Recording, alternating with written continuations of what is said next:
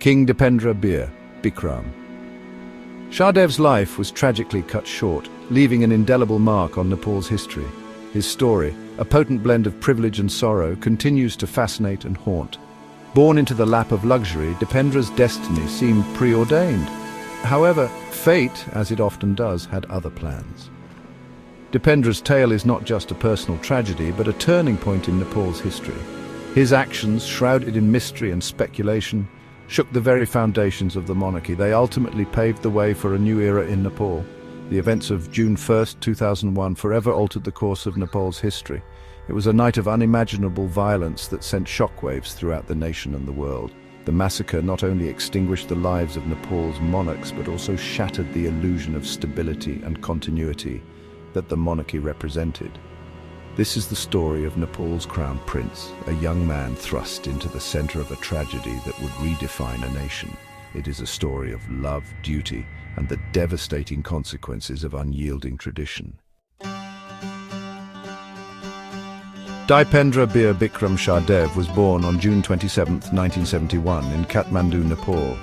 As the eldest child of King Birendra and Queen Aishwarya, Dipendra was the heir apparent to the throne of Nepal, carrying the weight of a nation's expectations on his young shoulders. His early life was a stark contrast to the humble lives led by most Nepalese.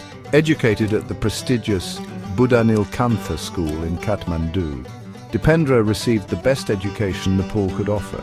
He later attended Eton College in England, the alma mater of princes and future leaders. His time at Eton provided him with a global perspective and instilled in him a sense of discipline and responsibility. He returned to Nepal to pursue his higher education, graduating with a master's degree in geography from Tribhuvan University. His academic pursuits reflected a keen interest in understanding his country and its people. Despite his privileged upbringing, he remained grounded and displayed a sense of duty towards his nation.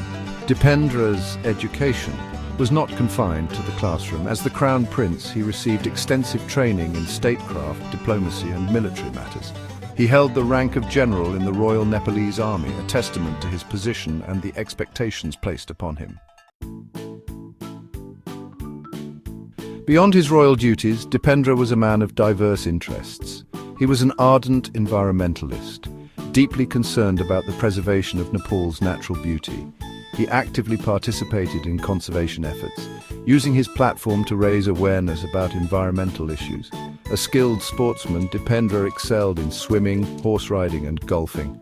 He was also a black belt in karate, demonstrating his discipline, focus, and physical prowess.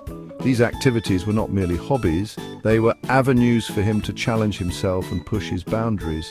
His interests extended beyond physical pursuits.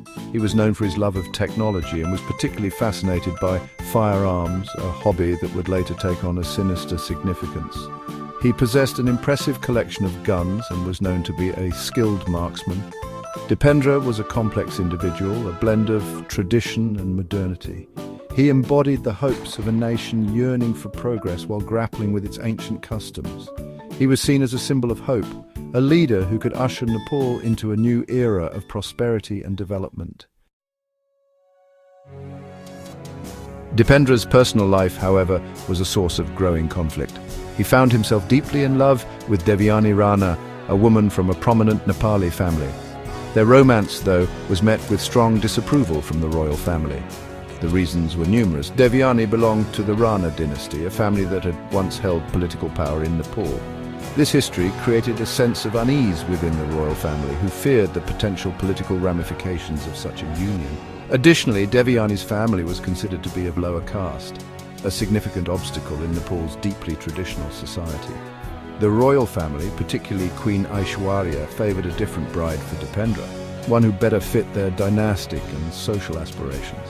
This clash of wills created a deep rift between Dipendra and his parents, leaving him torn between his love for Devyani and his duty to his family and his nation. Dipendra's relationship with Devyani was a closely guarded secret, known only to a select few within the palace walls.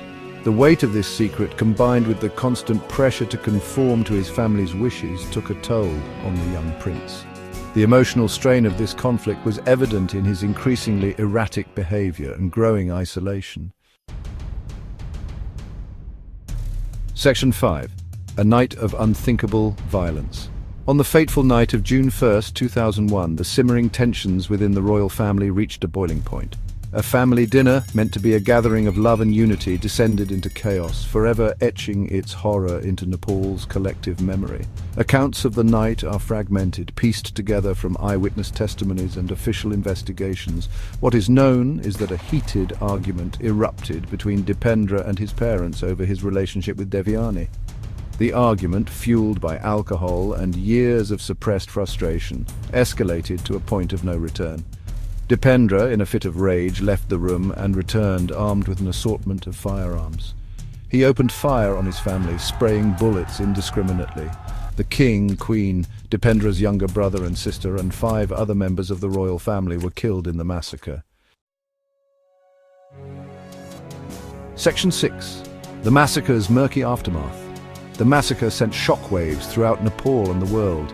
The news was met with disbelief and horror. How could such a tragedy occur within the seemingly impenetrable walls of the royal palace? What drove the crown prince, a young man known for his discipline and responsibility, to commit such a heinous act? Dipendra, after shooting his family members, turned the gun on himself. He survived the self-inflicted gunshot wound, but remained in a coma. In a bizarre twist of fate, he was proclaimed King of Nepal while still unconscious, his reign lasting a mere 3 days. On June 4, 2001, Dipendra succumbed to his injuries, leaving behind a nation reeling from the shock and grappling with the unthinkable. The massacre not only extinguished the lives of Nepal's monarchs, but also shattered the illusion of stability and continuity that the monarchy represented. The official investigation, conducted by a 2-member commission, concluded that Dipendra was solely responsible for the massacre. The report attributed his actions to a combination of alcohol, anger, and resentment stemming from his family's disapproval of his relationship with Devyani Rana. Section 7. Whispers of conspiracy. The official explanation, however, did little to quell the rampant speculation and conspiracy theories that swirled in the massacre's wake. Too many questions remained unanswered, too many loose ends left untied. Some whispers pointed fingers at Birendra, Dipendra's uncle, who ascended the throne after Dipendra's death. Birendra's absence from the family dinner that night fueled suspicions of his involvement. Others suggested a more sinister plot, implicating political rivals who saw the massacre as an opportunity to destabilize the monarchy. The Maoist insurgency, which was raging in the countryside at the time, added another layer of complexity to the narrative. Some believed the Maoists, who sought the overthrow of the monarchy, were somehow involved in the massacre. However, no concrete evidence ever emerged to support these claims. Adding fuel to the fire, a 2024 report in the Kathmandu Chronicle alleged a complex conspiracy involving Pakistan's intelligence agency, the ISI, and Indian gangster Dawood Ibrahim. This theory claimed that Dipendra was manipulated with drugs, alcohol, and misinformation, turning him into a pawn in a larger geopolitical game. Section 8. The monarchy's waning light. The massacre had a profound impact on the Nepali monarchy, severely eroding its legitimacy and public support. The aura of invincibility that had once surrounded the Shah dynasty was irrevocably shattered. The events of June 1, 2001 exposed the vulnerability of the monarchy and raised serious questions about its relevance in modern Nepal. Birendra's ascension to the throne did little to restore faith in the monarchy. His authoritarian tendencies and attempts to consolidate power further alienated the public and fueled Republican sentiment. The massacre in many ways became a turning point in Nepal's history, accelerating the country's journey towards a republic. In 2006, a massive pro-democracy movement fueled by years of dissatisfaction with the monarchy and the ongoing Maoist insurgency swept across Nepal. The movement forced Birendra to relinquish power, paving the way for the abolition of the monarchy in 2008. Section 9. A legacy marred by tragedy. King Dipendra Bir Bikram Shah's reign was tragically brief, his legacy forever intertwined with the massacre that claimed his family and ultimately led to the downfall of the Nepalese monarchy. His story remains a cautionary tale, a stark reminder of the devastating consequences of unchecked power, unyielding tradition, and the fragility of human life. The events of June 1, 2001 continue to haunt Nepal, a painful reminder of a night that changed the course of the nation's history. The massacre is a stark reminder of the human cost of political instability, social divisions, and the dangers of clinging to outdated traditions. Dipendra's legacy is complex and multifaceted. Was he a victim of circumstance, a pawn in a larger game, or was he the perpetrator driven to madness by a toxic mix of love, duty, and despair? The answers, much like the events of that fateful night, remain shrouded in mystery, a tragic enigma that continues to fascinate and haunt